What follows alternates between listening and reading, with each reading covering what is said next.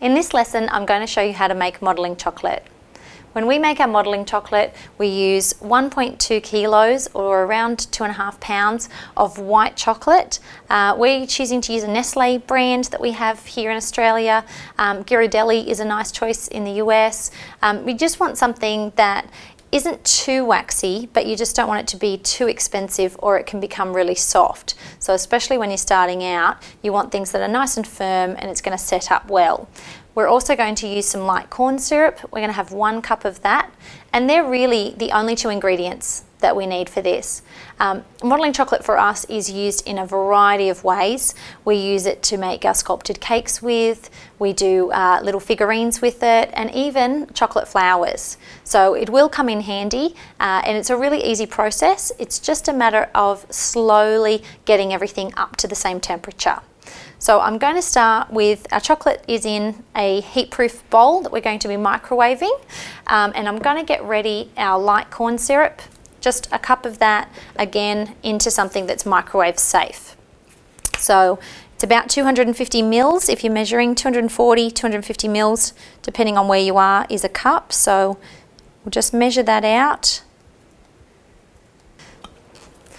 So now these are heated up to different amounts. When we're working with our white chocolate, what I'm going to do is pop it into the microwave, 30-second increments at 50%.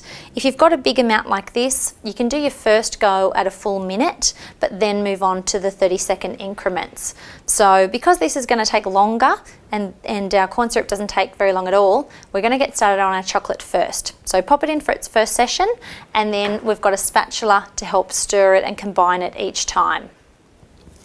So now at this stage I have heated it up for around 2.5 minutes all up. You can see that there is still some big chunks of chocolate in there. I like to still give it a really good stir and just make sure that I can get as much of that to dissolve naturally as possible so that I'm not overheating it unnecessarily. When you're doing chocolate work, it goes through a crystallization process as it heats up, and if you heat it too quickly and basically too much too soon, you will skip all of that and it will really seize up and then you won't be able to use it at all. So you just want to gradually keep doing this. So looking at this, I can see that we're probably going to need at least another 20 to 30 seconds and we'll have another look, but you just want to make sure that you've got it to dissolve naturally as best as you can, and don't just get into a habit of chucking it straight into the microwave over and over, or otherwise the temperature will get far too high for us to work with. Okay.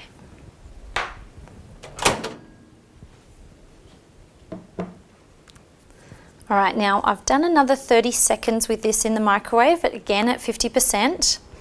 And I'm just stirring it really well to make sure there's only little bits of lumps now. So I'm fairly certain that we won't need to heat this again to get those to dissolve. So I'm just going to mix it for say 20-30 seconds or so. It's really important not to overheat your chocolate. So just when you think you've got it close, just keep stirring and stirring, because you really do want to make sure that you don't keep popping it in the microwave unnecessarily. Okay, and we can see that it's now looking much nicer and much smoother and creamier. Okay, so now that we've got that, we can let that sit. It's only going to take us a minute or so to get this next section ready, so we can leave that there and that will stay at that consistency. We're going to take our light corn syrup and we're going to place it in the microwave. This time we're working at 20% instead of 50% because this will heat up a lot faster. So I'm going to begin with a 20-second increment. Give it a stir. If it's still not ready, then I might add another 10 seconds to it. And basically what you're looking for is you want both of them to be around the same temperature to each other. So I don't use the fancy thermometers and things like that. I actually just want to go by touch and just get them to be as close as possible. The closer that they are, the more that they'll bond easily, and it'll be a lot easier process for you. So we're going to pop this in and get it ready, and then we'll be able to combine them. All right, so I've got my corn syrup out. You can feel that it's just a little bit warmer than body temp. The easiest way is literally just to have a feel and have a feel. and they seem just about right. Now, every microwave is different. Same goes for the chocolate. With our corn syrup in our microwave, it only took 20 seconds once, and then an extra 10 seconds, but depending on which one you have, you might find it takes a grand total of, say, 60 seconds, but just keep doing it 10 seconds at a time. You don't want to rush this. Now that we've got it, it's a good time to add a little bit of colour in if you're going to be making all of this a solid colour. You can do it later on, but I just find that if this entire batch is used for one project in one colour, it's easy now to just get a head start on that colouring process. Now, chocolate and food colours don't really like each other, but corn syrup tends to really latch on well and help it to absorb in. It's kind of the same how there's other products out on the market, Flow Coat and things like that, that you can use so that you can use your regular colours with your chocolate. So I'm just going to apply a couple of squirts. This colour today, I'm using just a little bit of terracotta. I'm going to give that a stir, and you can see how it absorbs the colour really well into this. Now, if you're using a huge amount of colour, you might want to start taking out just a small section of your corn syrup quantity. But if you're just using a gel colour like this and just a couple of squirts, it's really only a matter of, say, 3 mils or so it's really not a big deal. All right, now that we've got that in,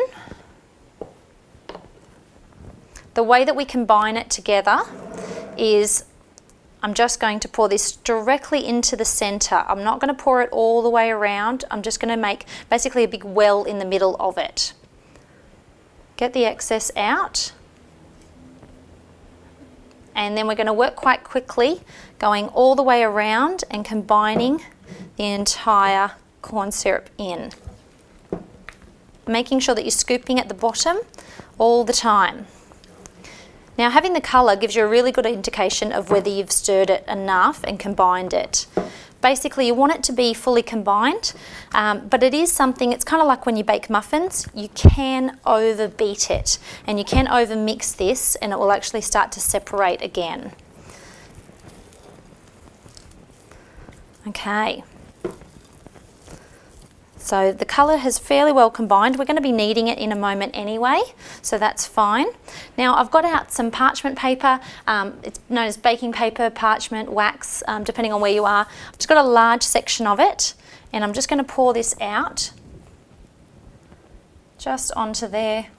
Come on. Grab our spatula, give it a bit of a helping hand. It wants to latch onto the bottom, so just make sure that you've got all of that. Okay, and now what we're going to do is just allow it to rest for an hour, then we're going to come back and give it a really good knead. So just let it stay out at room temperature at this point. It'll just cool a little bit and then it'll be ready for us to move on.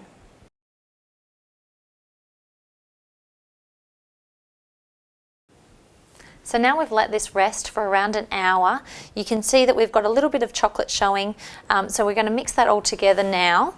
You don't have to worry too much about it when you're combining it in the first place. You just want to make sure that you're just getting it as combined as you can without over mixing. Now, all we're going to be doing is just joining the chocolate and the corn syrup together a little bit more. We don't want to leave it for longer than an hour before we do this kneading process, because otherwise it will cool down too much. And if you did have any sections of that were just corn syrup itself, it will crystallize and it will harden into sort of chunks in it, and you'll get chunky sort of consistency to your modelling chocolate. And we want it to be really smooth when we're working with it. So while it's still fairly supple, it's a good time to just mix it together and to make sure that it is fully combined. Now, when we made this, we were using a Nestle chocolate. It's sort of a chocolate that's in the middle a little bit. It's not a really, really soft, strong quality, but it's definitely not a cooking chocolate or anything like that. This is going to be perfect for working with making, say, chocolate flowers, wrapping around cakes and making figurines. If you want something to be a little bit more pliable in the end so that you can roll it out and actually cover round surfaces and things like that for sculpting, then we want to look at maybe adding half of this sort of quality and half maybe a Belgium couverture or a lint, something that's a little bit softer and a little bit higher quality, just so that you get that flexibility in it. So we can see that there's no chunks in this. It's looking really good. Our colour is a reasonable strength. We're going to tweak this as we go. You can just add colour directly to this now, but it's just a good starting off point really. And then what we're going to do is pop that directly into a plastic sealable bag. And ideally we'd like to leave this rest for about 2 hours before we go about using it. That way it will firm up for us. If you're in a time crunch and you need to use this right away, we'd recommend just putting it into the fridge for say 20 minutes. Don't keep it too long or it will get a little bit stiff. But ideally we're just going to leave this rest for a couple of hours and then we'll be able to mix in more colour or just use it straight away.